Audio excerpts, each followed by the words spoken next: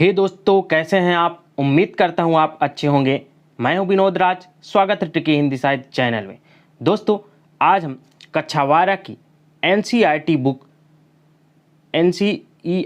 Book जो geography भूगोल है उसके चैप्टर 5 पार्ट 5 में जो प्राथमिक क्रियाएं हैं उनको पढ़ने वाले हैं।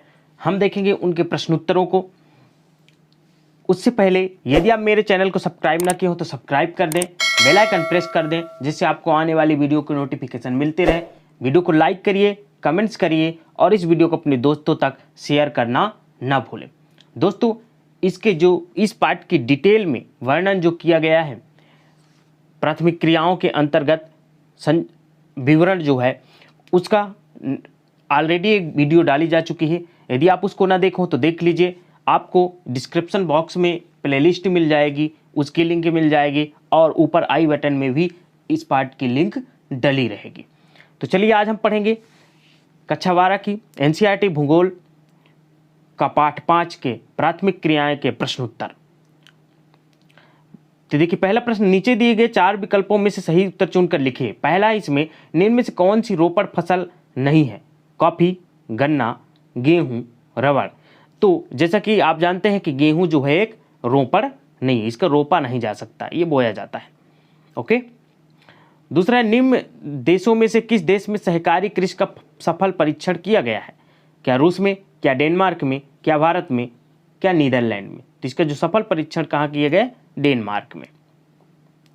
फूलों की कृषि कहलाती है, कौन सी कृषि कहलाती है? ये बहुत इंपॉर्टेंट है, बहुत ज़्यादा प्रश्न पूछा जाता है। तो ट्रंक फार्मिंग, कारखाना कृषि, मिश्रित कृषि, पुष्पोत्पादन। तो इसका क्या हो जाएगा? पुष्पोत्पादन। चौथा, जिसमें है, निम्न में से कौन सी कृषि के प्रकार का विकास यूरोपीय औपनिवेशिक समूहों द्वारा किया गया है? कोलखोज, अंगूरोत्पादन, मिश्रित कृषि और रोपड़ कृषि। तो जिसका उत्तर होगा वो क्या हो जाएगा? रोपड़ कृषि। निम्न प्रदेशों में से किसमें विस्तृत वाणिज्य अनाज कृषि नहीं की जाती? अमेरिका एवं कनाडा के प्रेरी क्षेत्र, अर्जेंटीना के पंपास क्षेत्र, यूरोपीय स्टेपीज क्षेत्र, अमेजन बेसिन। तो जो इसका उत्तर होगा अमेजन बेसिन। ओके। निम्न में से किस प्रकार की कृषि में खट्टे रसदार फलों की कृषि की जाती है? बाजारी सब्जी कृषि, भूमध्य सागरीय कृषि, रोपड़ कृषि, सहकारी कृषि। तो जो होगा इसका उत्तर होगा भूमध्य सागरीय कृषि। ओके। निम्न कृषि के प्रकारों में से कौन सा प्रकार कर्तन दहन कृषि का प्रकार है? विस्तृत जीवन निर्वाह कृषि, आदिकालीन निर्वाह कृषि, विस्तृत वाणिज्य अनाज कृषि, मिश्रित कृषि। तो इसका जो होगा उत्तर आदिकालीन निर्वाह कृषि। सॉरी। निम्न से कौन सी एकल कृषि नहीं है? डेयरी कृषि, मिश्रित कृषि, रोपड़ कृषि, वाणिज्य अनाज कृषि। तो जिसका उत्तर होगा वो क्या होगा? मिश्रित कृषि। अब देखते हैं कुछ प्रश्न। निम्न प्रश्नों के सबका 30 शब्दों में उत्तर दीजिए। पहला है, जिसमें स्थानांतरित कृषि का भविष्य अच्छा नहीं है, विवेचन कीजिए। तो स्थानांतरित कृषि पहले जान लीजिए।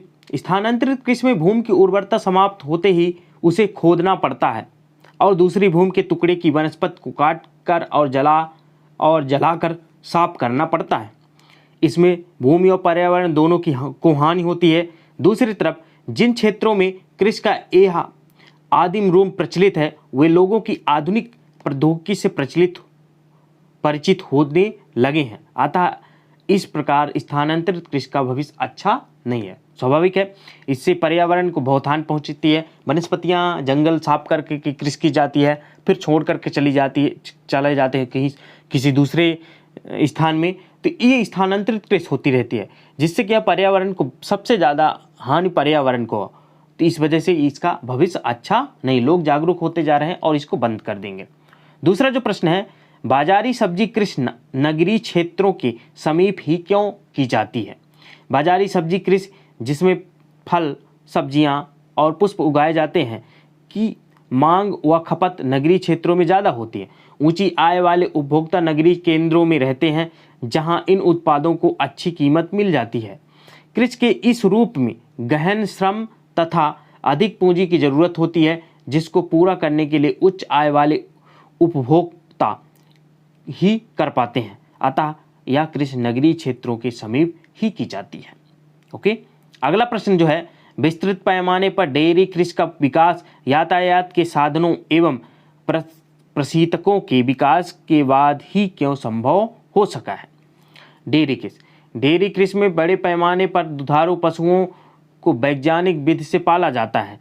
दूध या दुग्ध उत्पाद जल्दी खराब होने वाले पदार्थ होते हैं, अतः इन्हें समय पर उपभोक्ताओं तक पहुंचाना होता है। जो विकसित यातायात के साधनों एवं प्रशीतों का उपयोग करने व पाश्चुरीकरण की सुविधाओं के प्रचलन के बाद या पश्चात दोनों ही के यहाँ पे गलत लिखा गया है, बाद ही इस कृषि का विकास तेजी से हुआ है। इन साधनों ने इस कृषि के विस्तृत पैमाने पर विकास में भी सहायता की है, इसलिए डेयरी कृषि हो गया। अब देखते हैं अगला जो प्रश्न है, थोड़ा लंबे वाले क्वेश्चन है, चालवासी पशुचारण और वाणिज्य पशुधन पालन में क्या अंतर है? दोनों में अंतर देख लेते हैं, जिसमें पहला एक तरफ चालवासी है और एक तरफ वाणिज्य पशुधन। पहला जो है चालवासी पशुचारण एक प्राचीन जीवन निर्वाह व्यवसाय है, जिसमें पशुचारक अपने भोजन, वस्त्र, शरण, औजार एवं यातायात के लिए अपने पशुओं पर निर्भर करता है।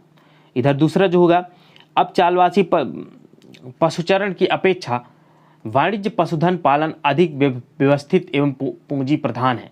यह पश्चिमी संस्कृति से प्रभावित है। दूसरा जो इधर होगा, पशुचारक पानी एवं चारागाहों की खोज में मैदानी भागों तथा पर्वतीय क्षेत्रों में लंबी दूरियां तय करते हैं। इधर क्या होगा, वाणिज्य पशुधन पालन के फार्म स्थायी होते हैं। ये फार्म विस्तृत क्षेत्र में फैले होते हैं तथा संपूर्ण क्षेत्र को छोटी छोटी इकाइयों में विभाजित कर दिया जाता है। इसमें चाराई नियंत्रित होती है। अगला है तीसरा, भिन्न भिन्न क्षेत्रों में कई प्रकार के पशु पाले जाते हैं जो वहाँ की जलवायु व प्राकृतिक वातावरण के अनुकूल होते हैं। ठीक है ना। इधर होगा, वाणिज्य पशुधन पालन में पशुओं की संख्या भी चारागाह की वहन क्षमता के अनुसार ही रखी जाती है। इधर चौथा जो होगा,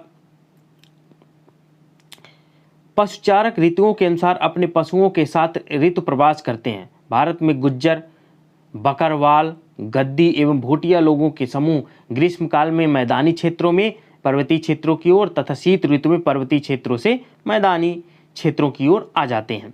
मतलब मैदानी क्षेत्रों से पर्वतीय क्षेत्रों में ग्रीष्म काल में और शीत ऋतु में पर्वतीय क्षेत्रों से मैदानी क्षेत्र में। इसी प्रकार टुंडा प्रदेशों तथा मरुस्थलों में भी ऋतु प्रवास होता है। इधर चौथा जो होगा, यह एक विशिष्ट गतिविधि है जिसमें केवल एक ही प्रकार के पशु पाले जाते हैं। पशुओं में भेड़, बकरी, गाय, बैल व घोड़े होते हैं। ओके, पांचवा जो प्रश्न है, पांचवा जो अंतर है, चालवासी पशुचारकों की संख्या धीरे धीरे कम हो रही है। ये लोग दूसरे व्यवसायों की ओर आकर्षित हो रहे हैं। पशुओं को मांस खाने एवं ऊन प्राप्त करने के लिए पाला जाता है। यह उत्पाद वैज्ञानिक ढंग से संबंधित एवं डिंबाबंद कर विश्व के बाजारों में निर्यात कर दिया जाता है। इसी में छठवां एक है, पशुधन पालन को वैज्ञानिक आधार पर व्यवस्थित करके पशुओं के प्रजनन, जननिक सुधार व बीमारियों को नियंत्रित कर उसके स्वास्थ्य पर जोर दिया जाता है। तो दोस्तों, ये तो दोनों अंतर हो गया। अगर इन दोनों का विशेषता पूछी जाए तो अपना अलग अलग करके, किसी एक का विशेषता पूछा जाए तो अलग अलग करके, दोनों को पूछा जाए तो अलग अलग करके आप ये 5-6 पॉइंट जो हैं इनको आप विशेषता के तौर पर भी उपयोग कर सकते हैं।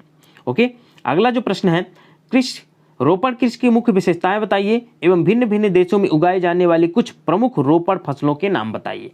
तो रोपण फसल की क्या विशेषता है? पहला है, रोपण कृषि एक फसली कृषि है। इसमें किसी एक फसल के उत्पादन पर ही ध्यान किया जाता है। दूसरा, इस क्षेत्र में कृषि का आकार बहुत विस्तृत होता है। बागान व बाजार विकसित यातायात के द्वारा सुचारू रूप से जुड़े होते हैं। इस कृषि में अधिक उच्च प्रबंध, नौ पूंजी निवेश एवं तकनीकी आधार एवं वैज्ञानिक विधियों का प्रयोग किया जाता है। इस कृषि का आरंभ यूरोपीय साम्राज्यवादी देशों ने अपने अधीन उष्णकटिबंधीय क्षेत्रों में कॉफी, कोको, चाय, रबड़, कपास, गन्ना, केले एवं अनानास की पौधे लगाकर किया था। अगला जो है छठवां, रोपड़ कृषि सस्ते किंतु कुशल श्रमिकों के आधार पर की जाने वाली कृषि है। ओके। फ्रांसीसियों ने पश्चिमी अफ्रीका में कॉफी और कोकोआ का पौधा लगाया था। ब्रिटेन वासियों ने भारत एवं श्रीलंका में चाय के बाग, मलेशिया में रबड़ के बाग, पश्चिमी द्वीप समूह में गन्ना एवं केले के बाग विकसित किए। स्पेन एवं अमेरिका वासियों ने फिलीपाइंस में नारियल व गन्ने के बागान लगाए। इंडोनेशिया में गन्ने की कृषि पर डचों, हॉलैंड वासियों का एकाधिकार था।